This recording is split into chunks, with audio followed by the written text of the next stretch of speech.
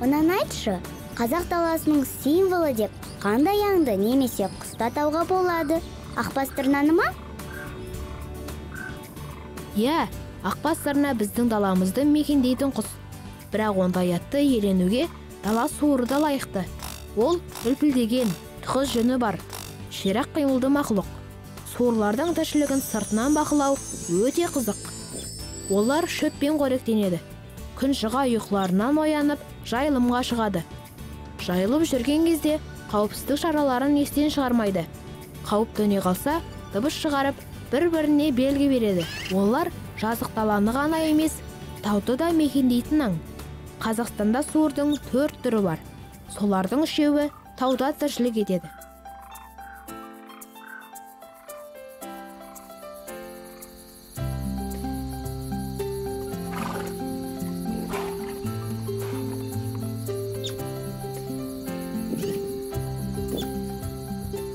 Суырлардың ойыны өте қызық. Бір қарағанда төбелесіп жатқан сияқты.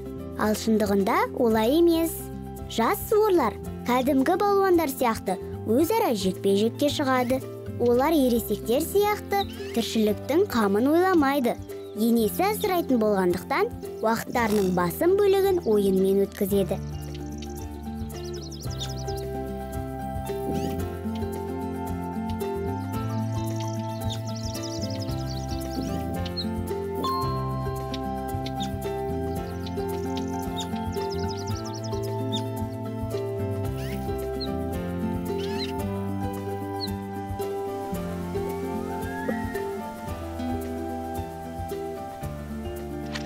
Ал таудың жоғарғы жағын суырдың басқа түрі, сұр суырлар мекендейді.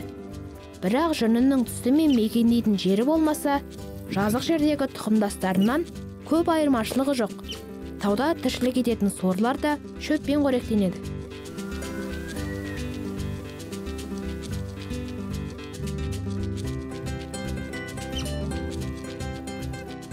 Бір қызығы, суырлардың бәрі ін қазып алады.